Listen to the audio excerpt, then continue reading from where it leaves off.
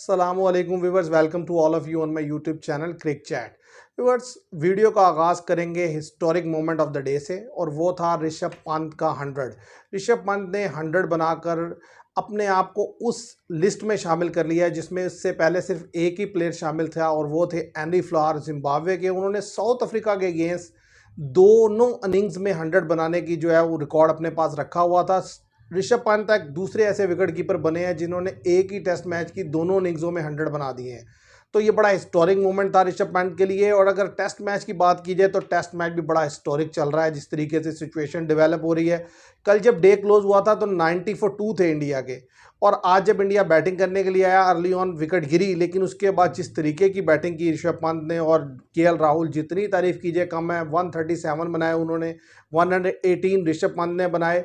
एक मोमेंट पर बिल्कुल ऐसा लगता था कि इंडिया इजीली 400 प्लस रन्स का टारगेट देगा, लेकिन फिर जैसे ही ऋषभ पंत आउट हुए, न्यू गेंद के साथ केएल राहुल आउट हुए, तो इंडिया की जो लोअर मिडिल ऑर्डर की बैटिंग है, जिस तरीके से वो कोलैप्स की पहली इनिंग्स में, same is the case in the second innings, उसी तरीके से वो सेकंड इनिंग्स में भी कोलैप्स की। और आप देखें कि जस्ट 365 रन्स पर पूरी इंडिया बोल्ड आउट हो गई।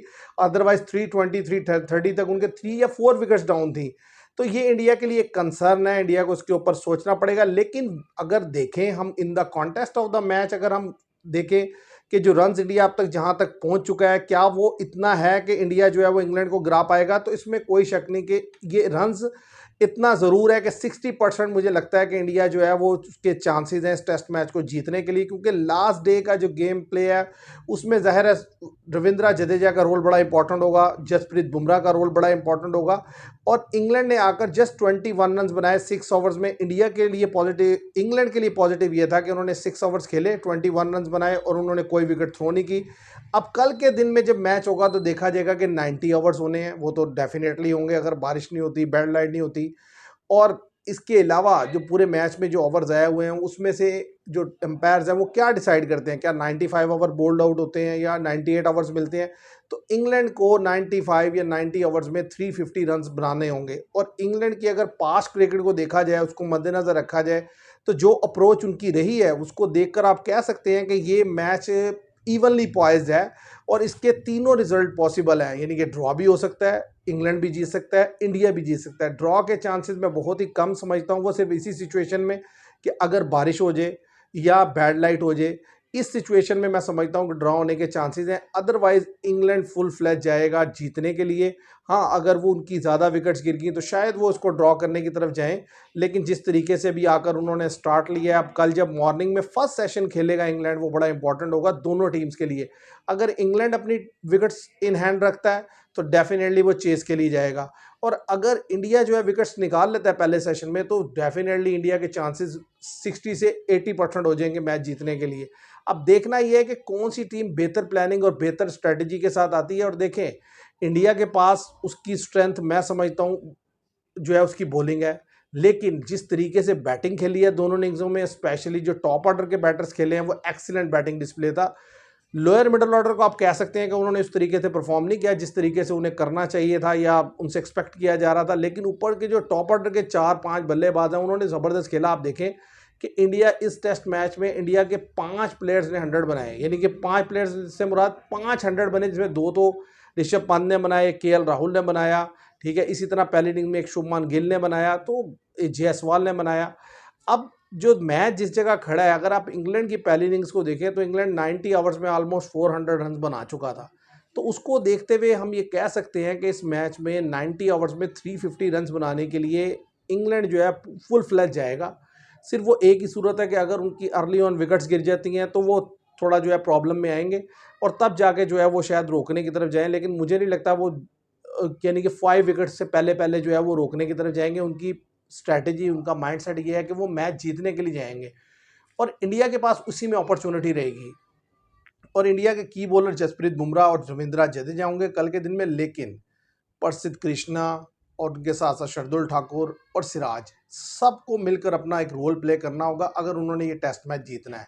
क्योंकि देखें, बार बार एक बॉलर का अगर गेंद करना इतना आसान नहीं होता। फर्स्ट सेशन में जब बॉल करेंगे बुमराह, 5 to 6 ओवर का स्पेल करेंगे, अब उसमें अगर वो विकेट ले लेते हैं तो वेल एंड गुड, अगर वो नहीं ले पाते तो फिर उनको इतनी जल्दी दोबारा लाना मुश्किल होगा।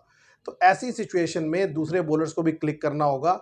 और देखना ये होगा कि इंग्लैंड कितना सेंसिबली खेलता है, क्योंकि अभी तक जितनी, यानी कि अगर हम फर्स्ट इनिंग्स को देखें तो इंडिया ने बहुत सारे कैचेस छोड़े तो इंग्लैंड ने इतना रन बनाया। अगर इंडिया अपनी कैचेस अच्छे पकड़ लेता, कैचिंग अच्छी रखता, तो बहुत ज़्यादा चांस है कि इंडिया जो है वो इजीली जो है वो लीड ले लेता 100 प्लस रन की। अब देखना यह है कि जब कल अपॉर्चुनिटीज़ क्रिएट होंगी तो इंडिया कैसा रिस्पॉन्ड करता है, उसके फील्डर कैसे रिस्पॉन्ड करते हैं। और सबसे बड़ी बात यह है कि एक क्रंच मोमेंट में ये टेस्ट मैच आ चुका है। अब उसमें जो सबसे बड़ा टेस्ट होने वाला है वो शुभमान गिल की कैप्टनसी का भी होने वाला है, क्योंकि देखिए वो न्यू कैप्टन है, पहला ही टेस्ट मैच बड़ा रोमांचक चल रहा है, बड़ी ज़बरदस्त सिचुएशन में मैच आ चुका है। दोनों टीम्स मैं समझता हूँ जीतने की पोजीशन में है। अब देखना यह है, जिस तरह पहली इनिंग्स में इंग्लैंड ने जब उनके ऊपर काउंटर अटैक किया था इंडिया के ऊपर, तो उनके पास कोई इसका आंसर नहीं था। तो क्या same is the case hair कि ऐसा ही होगा कि जब वो अटैक करेंगे तो उनके पास कोई आंसर नहीं होगा, या वो कोई डिफरेंट स्ट्रेटजी के साथ आएंगे। और सबसे बड़ी बात यह है कि आपने विकेट्स भी लेनी है और रन्स को भी इतनी तेज़ी से नहीं जाने देना, क्योंकि अगर एक सेशन में भी रन्स उन्होंने 5 या 6 के औसत से बना दिया तो इट मीन्स कि जो फिर मैच है ना वो बहुत हद तक इंग्लैंड के पास चला जाएगा। क्योंकि असल चीज़ ये है कि 350 रन उन्होंने करने हैं। अब अगर फर्स्ट सेशन 30 आवर्स का होता है, 28 आवर्स का होता है, और वो उसमें रन बना देते हैं 120 130, तो आप देखें कि लास्ट के जो 2 सेशन होंगे उसमें 200 समथिंग रन्स करना होगा, वो बहुत ज़्यादा फिर उनके चांसेस बढ़ जाएंगे। और अगर इंडिया विकेट्स ले लेता है तो डेफिनेटली इंडिया के चांसेस बढ़ जाएंगे। अब विकेट की अगर बात की जाए व्यूअर्स के, विकेट क्या इस सिचुएशन में है कि वो कोई एक्स्ट्रा ऑर्डिनरी बिहेव कर रही है, तो मैं नहीं समझता कि विकेट एक्स्ट्रा ऑर्डिनरी बिहेव कर रही है। यहाँ पर बॉलर को अपनी एफर्ट से विकेट निकालनी पड़ेगी, क्योंकि विकेट के अंदर कोई एक्स्ट्रा ऑर्डिनरी कोई चेंज नहीं आया 4 डेज़ में। जो मैचेस खेले गया 4 डेज़ में कोई एक्स्ट्रा ऑर्डिनरी चीज़ नहीं थी। थोड़ी बहुत विकेट में अगर देखें तो स्पिन के लिए मदद है, और वो जडेजा का मैंने आपको पहले ही फैक्टर कहा है। उसके अलावा बॉलर अपनी अच्छी गेंद से विकेट निकालेगा या बैट्समैन अपनी गलती से विकेट थ्रो करेगा। अदरवाइज हमने देखा है जिस तरीके से केएल राहुल आज खेले, ऋषभ पंत खेले, जब तक वो क्रीज पर थे ऐसा लग रहा था कोई इशू ही नहीं है। उनके आउट होने के बाद जो है वो तेज़ी से विकेट्स गिरी। तो अब जो है वो मैच प्रेडिक्शन अगर मैं करूँ तो मुझे लगता है कि 60% चांस जो है वो इंडिया के हैं, 30% चांस जो है वो इंग्लैंड के हैं, और 10% चांस जो है वो ड्रॉ के हैं। देखते हैं व्यूवर्स कल क्या होता है। कल का दिन बड़ा इंपॉर्टेंट होगा। तो आज के लिए इतना ही। Thank you very much.